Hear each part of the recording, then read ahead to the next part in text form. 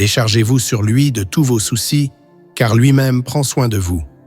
Première lettre de Pierre, chapitre 5, verset 7. Tu entends? Ce n'est pas une belle parole pour les jours faciles. C'est une déclaration divine pour les jours sombres, les jours où ton cœur tremble, où tes pensées s'emballent, et où tu crois que Dieu t'a oublié. Mais ce n'est pas le cas. S'il t'a conduit jusqu'ici, ce n'est pas pour t'abandonner en chemin. Tu te sens fatigué? Incompris? Débordé par des responsabilités, des craintes, des douleurs que personne ne voit? Alors écoute bien. Cette vidéo n'est pas un simple contenu spirituel, c'est un appel du ciel. Un message que Dieu a préparé pour toi, maintenant. Si tu entends sa voix, n'endurcis pas ton cœur. Abonne-toi à cette chaîne si tu crois que le Seigneur continue de parler à ses enfants. Et aime cette vidéo si tu veux que cette parole touche d'autres cœurs brisés. Ce message va te révéler des vérités bibliques profondes, parfois oubliées, mais capables d'apaiser ton âme et de ranimer ta foi. Reste jusqu'à la fin, car nous allons prier ensemble. Et si tu veux vraiment vivre cette transformation, commente maintenant « Je remets mes soucis entre les mains de Dieu ». Car c'est là que commence la délivrance. Dans toute la Bible, Dieu ne cesse de répéter à son peuple « Ne crains rien ». C'est la voix du Père qui rassure ses enfants au milieu des tempêtes. Dans le livre d'Ésaïe, chapitre 41, verset 10, il déclare « Ne crains rien, car je suis avec toi. Ne promène pas des regards inquiets, car je suis ton Dieu. Je te fortifie, je viens à ton secours, je te soutiens de ma droite triomphante. » Ce n'est pas une promesse vague, c'est une alliance. Et pourtant, dans notre monde moderne, cette vérité est étouffée. On t'enseigne à tout prévoir, tout contrôler, tout anticiper. Mais la foi ne fonctionne pas ainsi. Le Christ lui-même nous a enseigné une autre voie. Dans l'Évangile selon Matthieu, chapitre 6, verset 25, il dit « Ne vous inquiétez pas pour votre vie, de ce que vous mangerez, ni pour votre corps, de quoi vous serez vêtus. » Pourquoi? Parce que ton Père céleste sait ce dont tu as besoin. Il te connaît mieux que toi-même. Le problème, c'est que beaucoup de croyants récitent ces paroles sans jamais les vivre. Ils les lisent, mais ne les intègrent pas.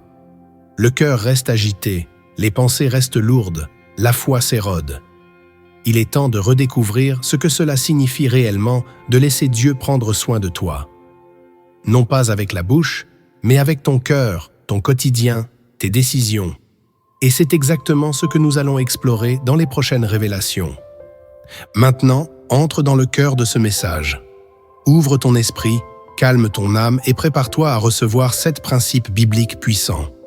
Ce ne sont pas des idées abstraites, mais des vérités éternelles capables de transformer ta vie. Si tu les comprends et que tu les vis, tu n'auras plus jamais besoin de laisser l'inquiétude gouverner ton cœur. Le premier principe que tu dois comprendre, la confiance en Dieu commence par l'abandon total de ton propre contrôle. Le plus grand obstacle à la paix intérieure, ce n'est pas ce que tu traverses. Ce n'est pas l'incertitude de demain, ni même la difficulté présente. Le vrai problème, c'est ton besoin de tout maîtriser. Tant que tu cherches à tout contrôler, tu empêches Dieu de régner pleinement dans ta vie. L'inquiétude, en réalité, n'est rien d'autre qu'une tentative déguisée de jouer le rôle de Dieu. Tu veux comprendre, prévoir, éviter, anticiper, protéger. Mais Dieu n'a jamais dit que c'était ton rôle. Il t'a seulement demandé de lui faire confiance. Dans le livre des Proverbes, au chapitre 3, versets 5 à 6, il est écrit « Confie-toi en l'Éternel de tout ton cœur et ne t'appuie pas sur ta sagesse. Reconnais-le dans toutes tes voies et il aplanira tes sentiers. » Voilà la clé. Tant que tu t'appuies sur ta propre compréhension, tu resteras prisonnier de l'angoisse. Mais quand tu choisis de t'abandonner entièrement, de dire à Dieu « Seigneur, je ne comprends pas, mais je te fais confiance », alors un échange spirituel se produit. Dieu prend le fardeau et toi tu reçois la paix. Mais attention, cet abandon n'est pas passif, il est actif. C'est un choix répété chaque jour. Le choix de remettre ton agenda, tes projets, tes relations, ta santé, ton avenir entre ses mains. Ce n'est pas facile, mais c'est là que la foi prend toute sa puissance. Car Dieu ne cherche pas des gens forts, il cherche des cœurs disponibles. Tant que tu restes accroché à ton propre plan, Dieu attend. Mais le jour où tu lâches prise, il agit. Regarde Abraham. Il n'a pas reçu les promesses de Dieu parce qu'il avait tout compris, mais parce qu'il a obéi sans savoir où il allait. Regarde Marie. Elle a dit Que ta volonté soit faite, sans avoir toutes les réponses. Tu veux que Dieu prenne soin de toi? Alors commence par t'écarter de la place du conducteur. Laisse-le conduire. Tu verras que ses chemins sont plus sûrs que les tiens. Et surtout, tu découvriras une paix que rien ni personne ne pourra plus jamais t'ôter. Le deuxième principe que tu dois intégrer, Dieu prend soin de toi-même quand tu ne vois rien changer. Ce qui trouble le plus l'être humain, ce n'est pas toujours la douleur. C'est le silence. Ce moment où tu pries, où tu jeûnes, où tu espères. Et pourtant, rien ne change. Tu regardes autour de toi et tu te dis « Si Dieu s'occupait vraiment de moi, je verrais quelque chose bouger ». Mais la foi ne se nourrit pas de signes visibles, elle s'enracine dans la fidélité invisible de Dieu. Dans l'Évangile selon Jean, chapitre 13, verset 7, Jésus répond à Pierre « Ce que je fais, tu ne le comprends pas maintenant, mais tu le comprendras bientôt. » Voilà la parole que Dieu t'adresse aujourd'hui. Ce qu'il est en train de faire dans ta vie, tu ne peux peut-être pas encore le voir, tu ne le comprends pas encore. Mais ce n'est pas parce que tu ne vois rien que Dieu ne fait rien. Il travaille dans le silence, dans les coulisses de ton histoire. Il prépare des réponses que tu ne saurais même pas demander. Il détourne des pièges que tu ne savais même pas exister. Il place des ressources sur ton chemin que tu découvriras seulement quand tu en auras besoin. Mais pour cela, tu dois apprendre à lui faire confiance dans le noir. Ne mesure pas la présence de Dieu par l'absence de problèmes résolus. Il est là, il te façonne, il t'émonde, il t'élève à l'intérieur avant de te bénir à l'extérieur. Et souvent, quand tu crois qu'il t'a oublié, il est en réalité en train de t'enraciner plus profondément. Regarde Joseph, trahi, vendu, emprisonné, mais à aucun moment Dieu ne l'a abandonné. Il l'a conduit étape par étape jusqu'au palais. Et chaque moment d'attente était en réalité un moment de préparation. Dieu ne t'a pas oublié. Il agit même dans ce que tu appelles silence. Et un jour, tu regarderas en arrière et tu diras comme David dans le psaume 23, verset 6, « Oui, le bonheur et la grâce m'accompagneront tous les jours de ma vie et j'habiterai dans la maison de l'Éternel pour la durée de mes jours. » Le troisième principe que tu dois retenir, l'inquiétude est une guerre spirituelle déguisée. Ce que tu ressens comme une pensée passagère, une émotion normale, est en réalité une attaque plus profonde que tu ne l'imagines. L'inquiétude n'est pas neutre. Elle est spirituellement corrosive. Elle ne fait pas que troubler ton cœur. Elle vole ta paix, elle altère ta vision, elle réduit ta capacité à entendre la voix de Dieu. C'est une guerre silencieuse, une stratégie de l'ennemi pour te détourner de la confiance totale. Dans la lettre aux Philippiens, chapitre 4, versets 6 à 7, il est écrit « Ne vous inquiétez de rien, mais en toute chose faites connaître vos besoins à Dieu par des prières et des supplications avec des actions de grâce. Et la paix de Dieu, qui surpasse toute intelligence, gardera vos cœurs et vos pensées en Jésus-Christ. » Ce passage n'est pas un conseil doux, c'est un ordre spirituel. Ne t'inquiète de rien. Pourquoi ? Parce que toute inquiétude non traitée devient une porte ouverte à l'oppression. Et celui qui laisse l'inquiétude l'habiter oublie que Dieu a promis de le protéger. L'inquiétude transforme ton regard, elle fait paraître Dieu plus petit que tes problèmes. Elle inverse la réalité. Elle nourrit le mensonge que tu es seul, que tu dois te débrouiller, que rien ne changera. Mais la vérité, c'est que chaque fois que tu refuses l'inquiétude et que tu choisis la prière, tu engages une guerre de lumière. Chaque fois que tu dis « Seigneur, je remets ça entre tes mains », tu brises une chaîne. Chaque prière est un acte de résistance contre le découragement. Chaque louange est une attaque contre la peur. Et chaque acte de confiance est une victoire invisible dans le ciel. Tu ne peux pas éviter les épreuves, mais tu peux choisir comment tu y entres. Avec un cœur chargé de soucis ou avec une foi qui désarme l'ennemi avant même qu'il ne t'approche. L'inquiétude est une guerre spirituelle, mais la paix est ton armure. Ne baisse pas les bras. Prie miesto. Adore. Remets tout à Dieu et regarde l'atmosphère changer autour de toi. Le quatrième principe que tu dois graver dans ton cœur. Celui qui s'inquiète oublie qui est son père. L'inquiétude naît d'une amnésie spirituelle. Quand tu te laisses envahir par la peur du lendemain, tu perds de vue une chose essentielle. Tu as un père. Pas un chef distant, pas un juge froid, un père, et pas n'importe lequel, le créateur de l'univers, le maître des temps et des circonstances, le Dieu qui nourrit les oiseaux et habille les lys. Jésus, dans son amour et sa pédagogie divine, a pris le temps de nous ramener à cette vérité dans l'Évangile, selon Matthieu, chapitre 6, versets 26 à 30. Regardez les oiseaux du ciel, ils ne sèment ni ne moissonnent, et ils n'amassent rien dans des greniers. Et votre Père céleste les nourrit. Ne valez-vous pas beaucoup plus qu'eux? Qui de vous, par ses inquiétudes, peut ajouter une coudée à la durée de sa vie? Et au sujet du vêtement, pourquoi vous inquiétez? Considérez comment croissent les lys des champs. Ils ne travaillent ni ne filent. Cependant, je vous dis que Salomon même, dans toute sa gloire, n'a pas été vêtu comme l'un d'eux. Si Dieu revêt ainsi l'herbe des champs, qui existe aujourd'hui et qui demain sera jetée au feu, ne vous vêtira-t-il pas à plus forte raison, gens de peu de foi? Ce n'est pas seulement une belle image, c'est une vérité qui brise les chaînes de la peur. Tu n'es pas un orphelin, tu n'es pas livré à toi-même, tu n'es pas un pion dans le chaos, tu es un enfant aimé, connu, porté. Mais si tu oublies qui est ton Père, tu commenceras à vivre comme un esclave, tu craindras demain, tu paniqueras devant les imprévus, tu croiras que tout repose sur toi. Alors écoute bien, la source de ta paix n'est pas l'absence de problème, c'est la conscience de qui marche avec toi. Et ce Dieu, ce Père, n'a jamais failli à sa parole. Il prend soin de tout ce qu'il crée. Et il prend particulièrement soin de ceux qui le reconnaissent comme Père. Alors, chaque fois que tu sens l'inquiétude monter, ne cherche pas des solutions. Cherche sa présence. Rappelle-toi qui il est. Et souviens-toi de qui tu es, un enfant de Dieu, en sécurité dans les bras de son Père. Le 5e principe que tu dois accueillir avec foi, la paix vient quand tu choisis la louange au lieu de la peur. Il y a des jours où le poids de l'inquiétude semble plus fort que tout. Des jours où même prier devient difficile, où les mots se bloquent, où ton cœur se ferme, où l'atmosphère devient lourde. Et c'est justement là que Dieu t'appelle à faire le choix le plus puissant de ta vie spirituelle, le choix de la louange. Pas parce que tout va bien, mais parce que tu choisis de dire que Dieu est plus grand que tes circonstances. La louange, ce n'est pas une émotion, c'est une décision prophétique. C'est dire à l'ennemi, tu ne mourras pas.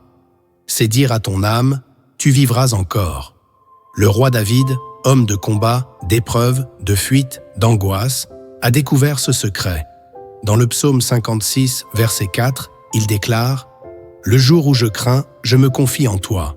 Je me glorifierai en Dieu, en sa parole. Je me confie en Dieu, je ne crains rien. » David ne nie pas la peur, il l'attaque avec la louange. Il ne fait pas semblant, il proclame. Il élève sa voix au-dessus de la tempête. Et c'est là que la paix descend. Une paix qui ne dépend pas du résultat, mais de la confiance. Une paix qui ne vient pas après la victoire, mais avant. Parce qu'elle est fondée non sur ce que tu vois, mais sur ce que Dieu est. Tu veux vaincre l'inquiétude. Commence à louer. Chante même en larmes. Proclame même dans le silence. Remplis ton atmosphère de la parole de Dieu. Et tu verras, la peur ne pourra pas cohabiter avec sa présence. Ce n'est pas toi qui te libéreras de l'inquiétude. C'est la gloire de Dieu qui chassera les ténèbres. Loue, même si c'est fragile. Loue, même si tu trembles. Parce que chaque fois que tu loues, tu proclames que Dieu règne encore. Et si tu crois que ce message parle à ton âme, prends une seconde maintenant pour t'abonner à cette chaîne. Non pas pour nous, mais pour rester connecté à cette parole qui fortifie ta foi. Et aime cette vidéo afin qu'elle bénisse d'autres personnes qui, comme toi, ont besoin de paix. Ensemble, faisons circuler la lumière là où l'inquiétude veut régner. Le 6e principe que tu dois méditer profondément, l'inquiétude t'épuise, mais l'espérance te renouvelle. Ce que l'inquiétude fait à ton âme, tu ne le vois pas toujours immédiatement. Elle use ton cœur en silence. Elle ronge ta force intérieure. Elle te vole ta vitalité spirituelle, goutte après goutte, comme une fuite invisible dans une citerne percée. Tu pries, mais tu te sens vidé. Tu lis la parole, mais elle te semble lointaine. Tu avances, mais sans joie.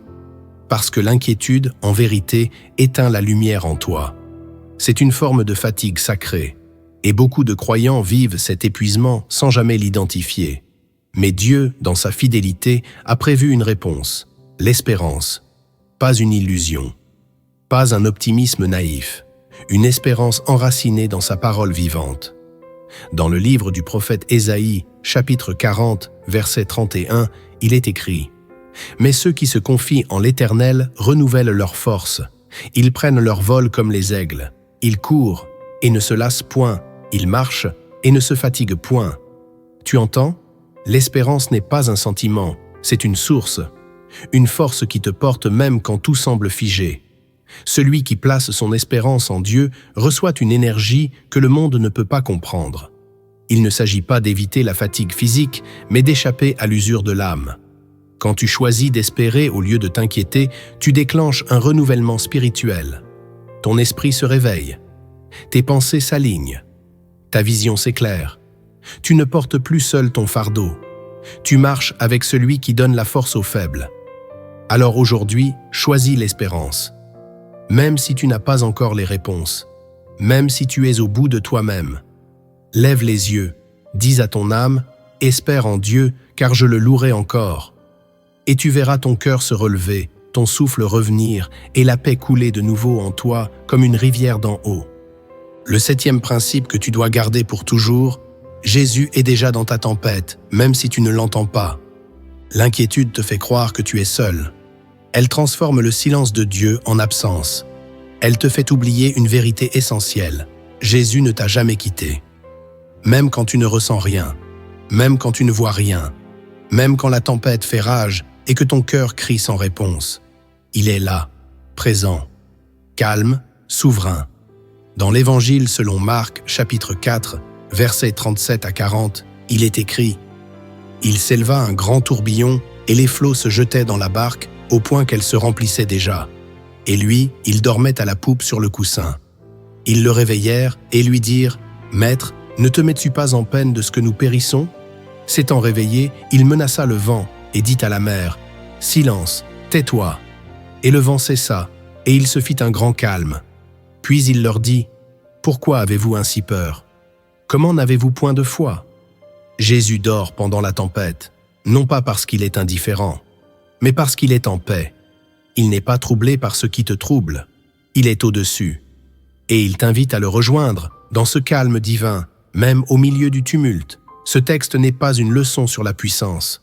C'est une révélation sur la proximité. Jésus est dans la barque. C'est tout ce qui compte. Il est avec toi dans le cancer, dans la solitude, dans la trahison, dans la dette, dans l'incertitude. Tu ne le vois peut-être pas agir. Mais il est là. Et il n'a pas besoin de parler pour agir. Il peut calmer la tempête d'un mot ou te calmer toi au milieu d'elle. Tu n'as pas besoin qu'il change tout autour de toi. Tu as besoin de savoir qu'il est là. Et c'est cette conscience de sa présence qui fera ta paix. Alors, la prochaine fois que la peur voudra t'écraser, rappelle-toi ceci. Jésus n'est pas absent. Il est juste calme. Et si lui est calme, tu peux l'être aussi. Car il est le prince de la paix, celui qui dort dans la tempête parce qu'il la domine déjà. Tu viens de recevoir 7 clés puissantes pour apaiser ton cœur et déposer ton inquiétude devant Dieu. Mais il y a encore plus. Des vérités profondes, souvent ignorées, dorment dans les Écritures. Elles ne sont pas évidentes à première vue, mais elles détiennent un pouvoir immense. C'est maintenant que ton esprit va s'ouvrir à une révélation plus grande. La première vérité que tu dois découvrir: le silence de Dieu n'est jamais vide. Il est chargé de préparation divine. Ce que tu appelles silence, Dieu l'appelle gestation. Ce que tu vis comme une absence, c'est souvent une phase sacrée de préparation invisible. Le ciel ne répond pas toujours avec du bruit. Il agit souvent dans le silence, là où tes yeux ne voient de rien, mais où son plan se tisse en profondeur. Tu as peut-être l'impression que Dieu t'a mis en pause, que tes prières s'envolent sans réponse, que ta foi ne produit plus rien. Mais tu te trompes. Le silence de Dieu est une école, un lieu de transformation secrète. Dans le livre du prophète Habacuc, chapitre 2, verset 3, il est écrit « Car c'est une prophétie dont le temps est déjà fixé, elle marche vers son terme et elle ne mentira pas. Si elle tarde, attends-la, car elle s'accomplira certainement. » Tu vois, ce qui tarde à tes yeux ne tarde pas selon Dieu. Il a un calendrier que ton impatience ne peut pas forcer. Il travaille selon des horloges célestes. Et plus encore, son silence n'est jamais une punition. C'est un écrin. C'est là qu'il façonne ton discernement, ton caractère ta maturité spirituelle. Regarde Jésus lui-même. Pendant 30 années, aucun miracle, aucun enseignement public, rien d'extraordinaire aux yeux des hommes. Et pourtant, c'était Dieu en chair. Pourquoi ce silence? Parce que le Père préparait la scène. Il affûtait l'instrument. Et au moment parfait, le ciel s'est ouvert. Ce que tu appelles silence est peut-être la plus grande preuve que Dieu travaille à quelque chose d'important. Ce n'est pas parce qu'il ne te parle pas qu'il ne te regarde pas. Ce n'est pas parce qu'il ne bouge pas que tout est figé. Il prépare ta percée. Il ajuste les circonstances. Il t'entraîne au calme pour que tu puisses gérer la bénédiction sans te perdre. Le silence de Dieu est sacré. Il t'apprend à ne pas dépendre du ressenti, mais de la conviction. Il te fait passer de la foi des émotions à la foi de l'alliance. Alors, ne panique pas, ne baisse pas les bras, respire et attends-le. Ce silence est lourd, non de vide, mais de promesse. Et lorsqu'il parlera, ce sera soudain. Et tu comprendras pourquoi il t'avait caché dans le calme si longtemps. La deuxième vérité que tu dois accueillir, ce que tu appelles attente, Dieu l'appelle formation. Tu crois attendre une bénédiction, une percée, une réponse, mais ce que Dieu est en train de faire est bien plus grand que ce que tu espères recevoir. Il ne travaille pas seulement sur ton avenir, il travaille d'abord sur toi. Car ce que Dieu veut te confier demain exige une structure intérieure que tu ne possèdes peut-être pas encore aujourd'hui. Voilà pourquoi l'attente n'est jamais une punition. C'est un processus, une salle de formation spirituelle. Regarde Moïse, Dieu l'avait destiné à libérer son peuple. Mais avant qu'il ne devienne l'homme de la mer Rouge, il a passé 40 années dans le désert de Madian. 40 années d'oubli apparent, 40 années de silence, 40 années de service humble, loin des regards. Ce n'était pas une mise de côté, c'était une formation divine. Dans le livre de l'Exode, chapitre 3, Dieu l'appelle depuis un buisson en feu. Et là, il reçoit enfin la mission qu'il croyait peut-être avoir manquée. Tu vois, Dieu ne se presse pas, il façonne des serviteurs durables, pas des résultats rapides. Et s'il permet que tu restes dans une saison d'attente, ce n'est pas pour te frustrer, mais pour t'équiper. Il travaille en toi des choses que le succès instantané détruirait. Il t'apprend la patience, la maîtrise, l'humilité, l'obéissance, des qualités invisibles aux yeux des hommes, mais fondamentales pour porter le poids de la gloire à venir. Trop de gens veulent la promesse sans la préparation. Mais Dieu, lui, ne te donnera jamais ce que tu ne peux pas encore porter. Il t'aime trop pour cela. Alors, la prochaine fois que tu te sentiras bloqué, arrête-toi. Demande-toi, qu'est-ce que Dieu veut bâtir en moi avant de m'ouvrir la prochaine porte? Peut-être que tu attends une réponse, mais Dieu attend que tu sois prêt. L'attente est douloureuse, mais elle est sacrée. C'est là que ton cœur s'élargit. C'est là que ta foi mûrit. C'est là que ton intimité avec le Saint-Esprit devient réelle. Et le jour où la porte s'ouvrira, tu comprendras que cette attente n'a rien enlevé à ta vie. Elle l'a fortifiée. Alors ne méprise pas ce temps. Reçois-le comme un honneur. Car Dieu ne forme que ceux qu'il appelle à de grandes choses. La troisième vérité que tu dois comprendre, les soins de Dieu passent souvent par des détours que tu ne comprends pas. Tu pries pour que Dieu t'ouvre une porte et il t'envoie dans un couloir. Tu demandes un raccourci, il te fait passer par le désert. Tu veux la ligne droite, il trace des courbes. Mais ne te trompe pas, Dieu ne t'égare jamais. Chaque détour est intentionnel, chaque détour est un acte d'amour. Dans le livre de l'Exode, chapitre 13, verset 17, il est écrit « Lorsque Pharaon laissa aller le peuple, Dieu ne le conduisit point par le chemin du pays des Philistins, quoique le plus proche, car Dieu disait « Le peuple pourrait se repentir en voyant la guerre et retourner en Égypte. » Tu vois, il y avait un chemin plus court, il y avait une route directe. Mais Dieu ne l'a pas choisi. Pourquoi? Parce qu'il connaissait les limites intérieures de son peuple. Il savait qu'ils n'étaient pas prêts pour les combats de cette route rapide. Alors il les a protégés, en les ralentissant. Il a pris le chemin le plus long, parce que c'était le chemin le plus sûr. Tu veux que Dieu prenne soin de toi? Alors fais-lui confiance quand il te détourne. Accepte que ton plan ne soit pas le sien. Et reconnais que le détour, aussi frustrant qu'il soit, est souvent la plus grande preuve de sa bienveillance. Le peuple hébreu a vu la mer s'ouvrir, non pas sur le chemin le plus direct, mais sur celui que Dieu avait choisi. Et c'est souvent ainsi que le Seigneur agit. Il te garde de certains pièges que tu ne vois pas. Il te détourne de certaines alliances, de certains emplois, de certaines relations, parce qu'il voit ce que tu ne vois pas. Alors, au lieu de te plaindre quand les choses prennent un autre chemin, loue-le. Car si Dieu te conduit autrement, c'est qu'il te prépare un miracle ailleurs. Le détour est parfois long, mais il est chargé de provisions, de révélations, de croissance. C'est sur la route du détour que tu apprends à dépendre de Dieu, à écouter sa voix, à marcher par la foi. Ce n'est pas l'itinéraire que tu avais prévu, mais c'est celui qui te prépare à ta terre promise. Alors marche avec confiance. Même si tu ne comprends pas tout, sache que tu n'es pas perdu. Tu es guidé. La quatrième vérité que tu dois graver dans ton cœur: Dieu pourvoit différemment de ce que tu imagines, mais toujours parfaitement. L'un des plus grands pièges de l'inquiétude, c'est qu'elle nous fait fixer notre regard sur un seul type de solution. Tu demandes à Dieu de pourvoir, mais tu veux qu'il le fasse à ta manière. Tu pries pour qu'il agisse, mais tu veux contrôler les moyens. Et quand il ne répond pas comme tu t'y attendais, tu crois qu'il ne répond pas du tout. Mais Dieu est Dieu. Il n'est pas lié à tes schémas. Il ne suit pas tes logiques. Il choisit des chemins imprévisibles, parfois étranges, à vue humaine, mais toujours parfaits. Dans le premier livre des Rois, chapitre 17, versets 2 à 6, on lit ceci: « Et la parole de l'Éternel fut adressée à Élie, en ces mots: Pars d'ici, dirige-toi vers l'Orient, et cache-toi près du torrent de Kérit, qui est en face du Jourdain. Tu boiras de l'eau du torrent, et j'ai ordonné aux corbeaux de te nourrir là. » Il partit et fit selon la parole de l'Éternel, et il alla s'établir près du torrent de Kérit. Les corbeaux lui apportaient du pain et de la viande le matin, et du pain et de la viande le soir, et il buvait de l'eau du torrent.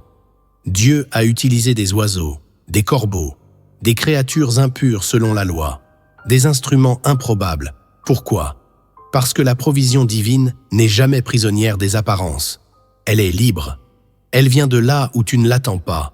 Elle traverse des canaux inhabituels. Et si tu n'ouvres pas ton cœur à cette réalité, tu risques de rejeter ce que Dieu envoie simplement parce que ça ne ressemble pas à ce que tu avais imaginé. Dieu peut utiliser une personne inconnue pour répondre à ta prière. Il peut se servir d'un refus pour te rediriger. Il peut t'ouvrir une porte que tu n'aurais jamais pensé franchir. Il pourvoit à ses enfants selon sa sagesse, pas selon leurs attentes. Alors, cesse de surveiller une direction unique. Relâche ton attachement à la forme et commence à dire: « Seigneur, je reçois ta provision, quelle que soit la manière dont tu veux l'apporter. » C'est cette ouverture du cœur qui libère la bénédiction, parce que Dieu pourvoit toujours, mais jamais au hasard. Et quand tu regarderas en arrière, tu comprendras que sa manière était bien meilleure que la tienne. La cinquième vérité que tu dois croire avec foi: ta faiblesse attire la tendresse de Dieu plus que ta force. Tu as appris à cacher ta fragilité, à faire bonne figure, à montrer que tu tiens le coup.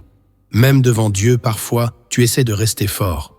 Mais ce que tu ne réalises pas, c'est que c'est précisément ta faiblesse qui attire sa présence. Ce n'est pas ta performance qui touche son cœur, mais ton abandon. Ce n'est pas ton courage apparent qui déclenche sa main, mais ta sincérité dans la vulnérabilité. Dieu n'a jamais demandé à ses enfants d'être parfaits. Il a demandé qu'ils soient vrais.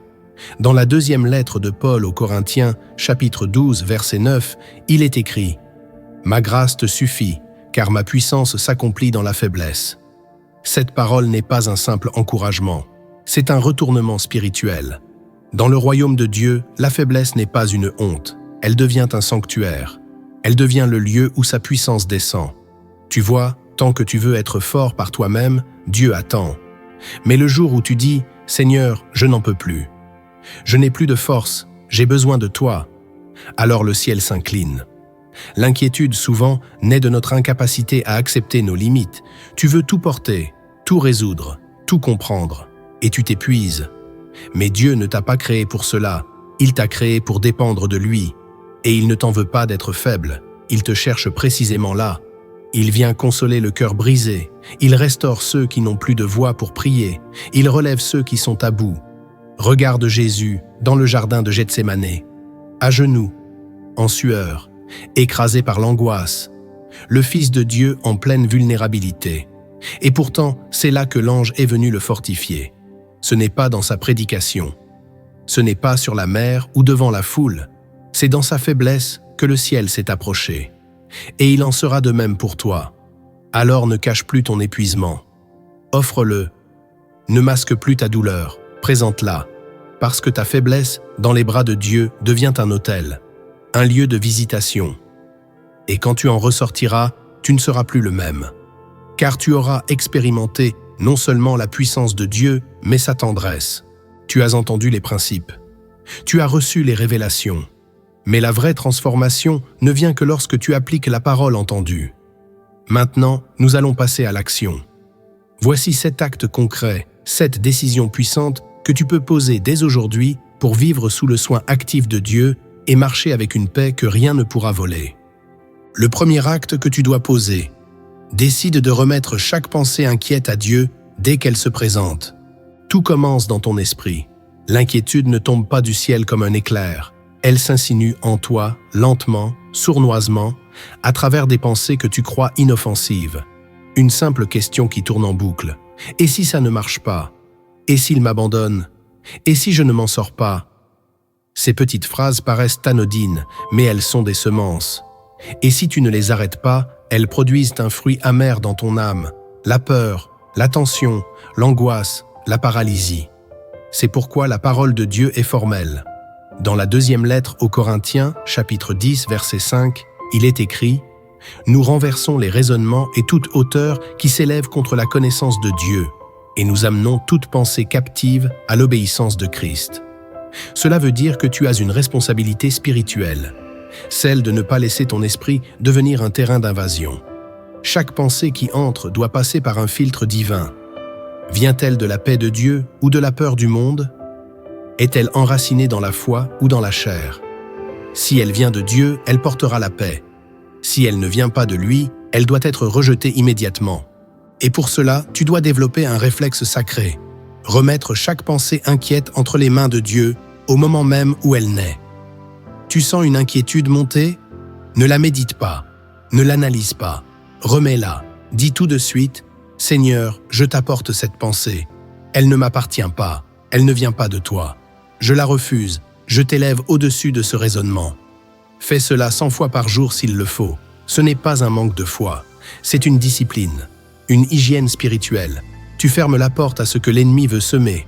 Et au bout d'un moment, tu verras ton atmosphère changer. Ce qui te pesait ne t'atteindra plus, car ton esprit sera gardé par la paix de Dieu. Une paix qui ne dépend pas des circonstances, mais de ta vigilance intérieure. Et c'est ainsi que la victoire commence, non pas par de grandes proclamations, mais par la fidélité dans le silence de tes pensées. Le deuxième acte que tu dois poser: choisis chaque matin de t'ancrer dans la parole plutôt que dans les nouvelles du monde. Le monde se lève chaque jour avec son lot de mauvaises nouvelles. Catastrophes, instabilité économique, conflits, maladies, incertitudes. Si tu commences ta journée en t'exposant à ces voix, ton esprit s'alourdira avant même d'avoir respiré. Et l'inquiétude s'infiltrera sans bruit. Tu n'auras même pas encore parlé à Dieu que tu porteras déjà le poids du monde. Mais tu n'as pas été créé pour absorber tout cela. Tu as été créé pour être nourri, dirigé, fortifié par la parole vivante de Dieu. Voilà pourquoi ton premier réflexe au réveil façonne ton état intérieur pour toute la journée. Dans le livre d'Ésaïe, chapitre 50, verset 4, il est écrit « Il éveille chaque matin mon oreille pour que j'écoute comme écoutent des disciples. » Cela signifie que chaque matin est une invitation divine à l'écoute. Mais pour entendre Dieu, tu dois faire taire les autres voix. C'est une décision, un acte de confiance, une façon de dire « Seigneur, je veux que tu sois ma première source, mon premier regard, ma première pensée. » Ce que tu fais dans les premières minutes de ta journée détermine la qualité de ta foi dans les heures qui suivent. Alors ouvre la Bible avant d'ouvrir les réseaux. Parle à ton Père Céleste avant de lire les statistiques. Laisse un verset s'imprimer dans ton cœur avant que les informations du monde ne viennent saturer ton esprit. Même si ce n'est qu'un passage, une ligne, une promesse, reçois-la comme une semence divine. Car la parole de Dieu n'est pas un texte, c'est un aliment, une arme, un rempart, une lampe à tes pieds, comme le dit le psaume 119, verset 105. Ta parole est une lampe à mes pieds et une lumière sur mon sentier. Ce n'est pas une habitude religieuse, C'est une stratégie spirituelle. C'est choisir d'habiter dans la lumière avant d'affronter le brouillard. Et quand tu fais cela chaque matin, tu verras ton cœur rester paisible, même quand le tumulte frappera à ta porte. Parce que tu ne vivras plus au rythme du monde, mais au rythme de ton Père. Le troisième acte que tu dois poser. Apprends à sanctifier le silence pour écouter la voix de Dieu. Dans un monde saturé de bruit, le silence est devenu un luxe et un combat. Tout conspire à t'empêcher de t'arrêter. Notifications, pensées, sollicitations constantes. Tout est conçu pour te maintenir distrait, agité, dispersé. Mais l'inquiétude grandit précisément dans ce vacarme. Car c'est dans le silence que Dieu parle. Et si tu ne sanctifies pas ce silence, tu passeras à côté de sa voix. Dans le premier livre des Rois, chapitre 19, versets 11 à 12, Dieu montre à Élie qu'il ne se manifeste ni dans le vent fort, ni dans le tremblement de terre, ni dans le feu, mais dans un murmure doux et léger, un souffle discret, une voix subtile. Tu comprends? Dieu parle bas pour t'attirer près. Il ne crie pas, il ne s'impose pas, il attend que tu choisisses de t'isoler avec lui. Apprendre à écouter Dieu, ce n'est pas seulement prier plus, c'est aussi se taire plus, c'est faire taire les autres voix, les pensées parasites, les projections humaines, pour laisser son esprit te parler cœur à cœur. C'est pourquoi Jésus lui-même se retirait dans des lieux déserts très tôt le matin pour prier en silence. Pas pour dire beaucoup de mots, mais pour écouter, pour recevoir, pour se reconnecter. Et si le Fils de Dieu en avait besoin, combien plus toi? Sanctifier le silence, c'est décider de créer un espace sacré dans ta journée. Un espace où tu n'es pas productif, mais présent. Où tu n'es pas distrait, mais attentif. Même si ce n'est que 10 minutes, prends-les. Ferme les yeux. Respire profondément. Et dis à Dieu, « Me voici. Je n'ai pas besoin de bruit. Je veux juste ta présence. » Tu verras que dans ce silence, la paix descendra. Non pas parce que tes problèmes auront disparu, mais parce que ta conscience de Dieu sera devenue plus grande que tout le reste. Et plus tu cultiveras cette intimité silencieuse, plus l'inquiétude perdra son pouvoir sur toi. Parce que le silence devient un sanctuaire et ta paix une arme invisible. Le quatrième acte que tu dois poser redonne à la louange sa place dans tes moments les plus sombres. Quand tout va bien, la louange est facile. Les mots coulent, les chants s'élèvent, le cœur est léger. Mais quand la nuit tombe sur ton âme, quand l'inquiétude serre ta poitrine et que les larmes montent sans prévenir, c'est là que le véritable combat commence. Et c'est là que Dieu t'appelle à faire un choix radical, celui de la louange. Pas une louange de surface, mais une louange sacrificielle. Celle qui coûte, celle qui jaillit malgré les tremblements, celle qui élève Dieu alors que tu ne vois encore aucun miracle. Dans le psaume 42, verset 6, le psalmiste dit « Pourquoi t'as battu mon âme et gémis-tu au-dedans de moi? Espère en Dieu, car je le louerai encore. Il est mon salut et mon Dieu. » Ce mot « encore » contient tout le combat de la foi. Louer encore, malgré tout, parce que Dieu reste Dieu même dans l'obscurité. Tu vois, la louange change l'atmosphère spirituelle. Elle ne nie pas la réalité, mais elle proclame une vérité supérieure. Elle te déplace du terrain de l'inquiétude au terrain de la confiance. C'est comme allumer une lampe dans une pièce obscure. La lumière ne supprime pas les murs, mais elle révèle un chemin. La louange fait cela dans ton cœur. Elle ne supprime pas toujours l'épreuve, mais elle éclaire la paix. Et c'est là que l'ennemi perd du terrain, parce qu'il sait que tant que tu loues, il ne peut pas t'étouffer. Tant que tu loues, tu restes connecté au ciel. Tant que tu loues, ton âme respire encore. Alors aujourd'hui, choisis la louange. Même sans musique, même sans voix. Commence par une phrase simple, « Tu es toujours digne ». Et répète-la jusqu'à ce que ton esprit s'y aligne. Car plus tu loues dans la douleur, plus tu déclares que ta paix ne dépend pas de ce que tu vis, mais de celui que tu connais. Le cinquième acte que tu dois poser, apprends à parler à ton âme quand elle veut céder à l'inquiétude. Il y a des jours où ton esprit connaît la vérité, mais ton âme refuse de la suivre. Tu sais que Dieu est fidèle, tu sais que sa parole est vraie, tu sais qu'il ne t'abandonnera pas, mais malgré tout, ton cœur s'agite, ton ventre se noue et tu te sens sur le point de t'effondrer. C'est là que commence l'un des actes les plus puissants de la maturité spirituelle. Apprendre à parler à ton âme. pas à prêcher aux autres, pas à réciter des promesses dans le vide, mais à te tenir devant toi-même et à dire « Mon âme, souviens-toi ». Dans le psaume 103, versets 1 et 2, David proclame « Mon âme, bénis l'Éternel. Que tout ce qui est en moi bénisse son saint nom. Mon âme, bénis l'Éternel, et n'oublie aucun de ses bienfaits. » C'est un ordre, un commandement intérieur. David ne laisse pas son âme dériver au gré de ses émotions. Il l'oriente, il la rappelle à l'ordre, il la recentre sur Dieu. Et tu peux faire la même chose. Quand tu sens la panique monter, isole-toi un instant. Pose ta main sur ta poitrine et parle à ton âme. Dis-lui, tu n'es pas seul. Dieu est avec toi. Il t'a porté hier, il te portera encore.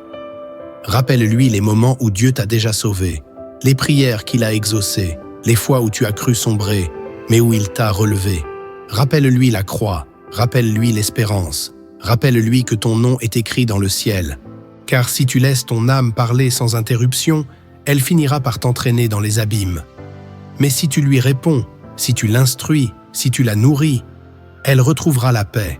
Ce n'est pas une formule magique, c'est une posture, une autorité intérieure.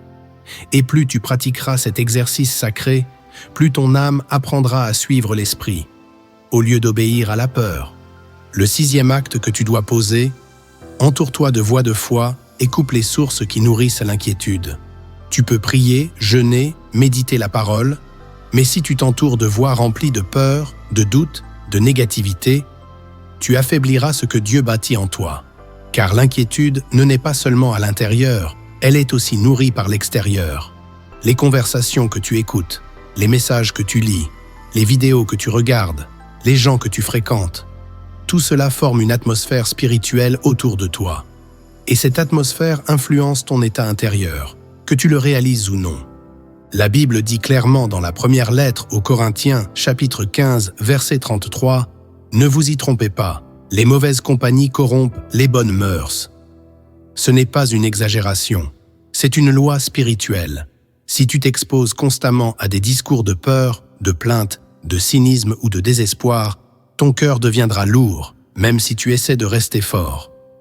Et à l'inverse, si tu t'entoures de voix qui portent la foi, l'espérance, la confiance en Dieu, ton âme s'élèvera même dans les tempêtes. C'est pourquoi tu dois faire un tri radical. Pas dans la haine, mais dans la sagesse. Éloigne-toi des voix qui éteignent ta foi. Coupe les chaînes qui nourrissent tes angoisses. Arrête de consulter les prédictions du monde si elles te volent la paix. Réduis ton exposition aux écrans si cela trouble ton esprit. Et remplace tout cela par des semences de vie. Écoute des messages qui exaltent la fidélité de Dieu. Fréquente ceux qui prient avec ferveur. Entoure-toi de personnes qui te rappellent qui tu es en Christ. Tu n'as pas besoin de 1000 amis. Tu as besoin de quelques voix vraies, habitées par le Saint-Esprit, qui parleront à ton âme avec vérité et puissance. Ce n'est pas de l'élitisme spirituel, c'est de la survie intérieure. Car ce que tu laisses entrer dans ton atmosphère finit toujours par s'installer dans ton cœur. Et si tu veux que la paix demeure, tu dois garder la porte avec discernement. Le 7e acte que tu dois poser, rends grâce à Dieu pour ce qu'il fait, même si tu ne le vois pas encore. Il est facile de remercier Dieu quand tout va bien, quand les prières sont exaucées, quand les bénédictions sont visibles. Mais le véritable acte de foi, celui qui libère une puissance spirituelle cachée, c'est de rendre grâce avant même de voir le miracle. De dire merci non pas parce que tu as reçu, mais parce que tu crois qu'il est déjà à l'œuvre. C'est cette posture qui transforme ton cœur, c'est elle qui inverse l'atmosphère, car la gratitude est une arme invisible contre l'inquiétude. Dans la première lettre aux Thessaloniciens, chapitre 5, verset 18, il est écrit « Rendez grâce en toutes choses, car c'est à votre égard la volonté de Dieu en Jésus-Christ. » En toutes choses, pas seulement dans les victoires, même dans l'attente, même dans la douleur, même dans les silences. Pourquoi ? Parce que la reconnaissance repositionne ton âme. Elle te rappelle que Dieu est bon, même si tu ne comprends pas, qu'il est fidèle, même si tu ne vois rien encore, qu'il travaille, même dans le secret. Chaque fois que tu dis « Merci Seigneur », même ici, même maintenant, tu renverses une forteresse d'inquiétude. Tu déclares à ton âme que Dieu est encore sur le trône, que son amour ne varie pas, que sa grâce est suffisante même dans l'incertitude. Et cette déclaration produit en toi une paix qui dépasse toute logique. Tu n'attends plus la preuve pour croire, tu choisis de croire pour voir. Alors aujourd'hui, prends un temps et remercie-le. Pour ce qu'il a déjà fait, pour ce qu'il est en train de faire, et même pour ce que tu ne vois pas encore. Dis-lui, je te loue à l'avance. Car je sais que tu es en mouvement, même dans l'invisible. C'est cette gratitude qui ouvrira les écluses du ciel, pas seulement autour de toi, mais surtout en toi. Pour finir cette transformation, écoute maintenant cette parabole inspirée des cieux. Elle ne vient pas d'un livre ni d'un homme. Elle est née dans le souffle de l'esprit pour t'enseigner ce que signifie vraiment faire confiance à Dieu, même quand tout semble silencieux autour de toi. La parabole du jardinier et du feu secret. Il était une fois un homme nommé Eliakim. Il vivait dans un pays sec où la pluie tombait rarement et où les récoltes dépendaient du bon vouloir du ciel. Chaque matin, Eliakim se levait avant le soleil. Il ouvrait la porte de sa petite maison en terre, prenait sa pelle et allait travailler la terre de son champ. Mais cette terre semblait morte. Il semait, il arrosait avec l'eau qu'il avait économisée, il priait, mais rien ne poussait. Une année passa, puis 2, puis 3. Les voisins se moquèrent de lui. « Pourquoi travailles-tu encore cette terre? Ne vois-tu pas qu'elle est stérile? Abandonne-la. Viens cultiver avec nous. » Mais Eliakim répondait doucement. « Mon maître m'a confié cette terre. Tant qu'il ne me dit pas d'arrêter, je continue. » Les gens le prenaient pour un fou. Il n'avait aucune preuve que Dieu allait intervenir. Aucun signe. Rien d'autre qu'un champ sec et un cœur qui croyait encore. Un soir, alors qu'il pleurait dans le silence de sa chambre, Eliakim pria. « Seigneur, je ne comprends pas, mais je continue de te faire confiance. Même si mes mains sont vides, je sais que tes plans sont pleins. » Ce qu'il ne savait pas, c'est qu'au plus profond de cette terre apparemment morte, un feu invisible travaillait, un feu envoyé par Dieu, pas un feu qui brûle, un feu qui réveille, qui transforme la roche en sol fertile, qui purifie les racines invisibles. Ce feu ne faisait aucun bruit, mais il préparait la plus grande floraison que cette vallée ait jamais vue. Puis, au début de la 7e année, un matin, sans avertissement, une tige verte perça la surface de la terre, puis une autre, et encore une autre. En quelques jours, tout le champ d'Eliakim devint un jardin luxuriant. Des fleurs d'une beauté jamais vue poussaient parmi les cultures. Des parfums célestes remplissaient de l'air. Les oiseaux venèrent de loin pour s'y poser. Et ceux qui s'étaient moqués vinrent à genoux lui demander « Comment as-tu fait ?» Eliakim répondit avec des larmes dans les yeux « J'ai seulement tenu bon. J'ai fait confiance à Dieu, même quand je ne comprenais rien. » C'est alors qu'un vieil homme, inconnu du village, s'approcha. Il posa une main sur l'épaule d'Eliakim et lui dit « Tu ne voyais rien, mais Dieu creusait sous la surface. Chaque prière était une étincelle. Chaque larme, un fleuve souterrain. Chaque jour de fidélité, un pas vers la floraison. Tu n'as pas semé dans la terre, tu as semé dans le ciel. » Puis le vieil homme disparut, comme s'il n'avait jamais été là. Ce jour-là, Eliakim comprit que l'attente n'était pas un vide. C'était une grossesse divine, et que Dieu ne le testait pas, il le préparait. Et toi? Es-tu prêt à continuer d'arroser même si tu ne vois encore aucune fleur? Es-tu prêt à croire qu'un feu sacré travaille dans l'invisible de ta vie? Es-tu prêt à faire confiance non pas à ce que tu vois, mais à celui qui voit tout, même dans le silence? Car un jour, ta terre aussi fleurira, et tu sauras que tu n'as jamais été seul. Dieu travaillait sous la surface. Tu es arrivé jusqu'ici. Tu as traversé les principes, les vérités cachées, les actes de transformation, et tu as écouté une parabole qui parle peut-être exactement de ton cœur en ce moment. Tu t'es reconnu dans les saisons de sécheresse, dans les silences de Dieu, dans les larmes sans explication. Mais maintenant tu sais que Dieu n'est pas resté sourd. Tu sais que même dans ce que tu ne vois pas, il agit, il pourvoit, il façonne, il veille. Ce message n'était pas un simple enseignement. C'était un rappel céleste, une corde jetée du ciel pour te tirer hors de la tempête intérieure. Car Dieu ne veut pas que tu sois esclave de l'inquiétude. Il t'a créé pour vivre dans la paix. Une paix qui ne vient pas de ce monde, mais qui descend directement de son cœur. Ne retourne pas dans le bruit. Ne retourne pas dans la peur. Prends une décision aujourd'hui. Une vraie, pas une émotion passagère, mais un engagement, celui de lui faire confiance pour de vrai. Pas en théorie, pas uniquement quand tout va bien, mais même dans la confusion, même dans l'attente, même quand rien ne bouge encore. Et si ce message a touché ton cœur, fais-le savoir. Commente en bas, je choisis la paix de Dieu. Écris-le comme un acte de foi. Et si tu veux recevoir d'autres paroles comme celle-ci, abonne-toi dès maintenant. Ce n'est pas pour flatter un algorithme. C'est pour rester connecté à cette lumière qui nourrit ton âme. Et aime cette vidéo. Non pour les statistiques, mais pour que d'autres, qui vivent peut-être les mêmes tourments que toi, puissent la recevoir à leur tour. Maintenant, je vais prier pour toi. Pas une prière automatique, une prière vivante. Une prière de guérison. Une prière pour que la paix de Dieu vienne t'envahir là où tu te trouves.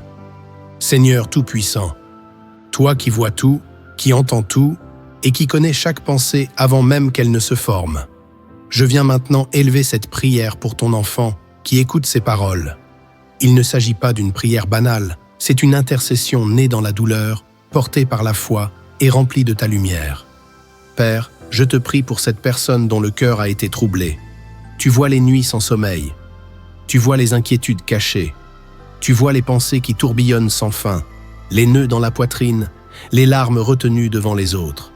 Tu vois ce qu'aucun regard humain ne peut percevoir, et tu n'es pas indifférent. Je te prie maintenant de descendre. Oui, Saint-Esprit, viens. Entre dans cette chambre, dans cette voiture, dans cet endroit où ton enfant se trouve. Et que ta paix surnaturelle, ta paix qui surpasse toute intelligence, envahisse son âme comme une rivière silencieuse qui déborde. Que toute agitation se taise, que toute voix d'angoisse soit réduite au silence, et que ta voix s'élève. Une voix douce mais ferme. Une voix qui dit « N'aie pas peur. Je suis avec toi. Je ne t'abandonnerai jamais. » Seigneur, je te demande de guérir les racines de cette inquiétude. Là où il y a eu du rejet, mets ton amour. Là où il y a eu du manque, apporte ta provision. Là où il y a eu de l'instabilité, déploie ta stabilité. Là où il y a eu de la trahison, installe ta fidélité. Là où il y a eu du bruit intérieur, déploie ton silence sacré. Car tu es le Dieu qui restaure, tu es le Dieu qui reconstruit, tu es le Dieu qui console. Je déclare maintenant au nom de Jésus-Christ que toute inquiétude chronique quitte cette vie. Je déclare que la peur du lendemain tombe, que l'obsession du contrôle soit brisée, que le besoin de tout comprendre soit remplacé par une confiance absolue. Je proclame une saison nouvelle, une saison de calme, de foi, de repos profond. Pas un repos passif, mais un repos ancré dans la certitude que Dieu travaille, même quand je ne le vois pas. Père, renouvelle cette personne de l'intérieur. Donne-lui la force de remettre entre tes mains ce qu'elle a essayé de porter seule pendant trop longtemps. Donne-lui le courage de choisir chaque jour ta paix, même si tout autour semble incertain. Donne-lui l'humilité de dépendre de toi et la joie de te voir agir. Et je te prie enfin de l'embrasser, là, maintenant. Que ton amour l'entoure comme une couverture céleste. Qu'il ressente ta présence, non comme une idée, mais comme une réalité vivante. Qu'il sache que tu es là, que tu as toujours été là, et que tu resteras là jusqu'au bout. Merci pour ce que tu as commencé dans sa vie. Merci pour ce que tu vas accomplir. Merci parce que tu es un Père bon, fidèle et merveilleux. Au nom puissant de Jésus-Christ, Amen.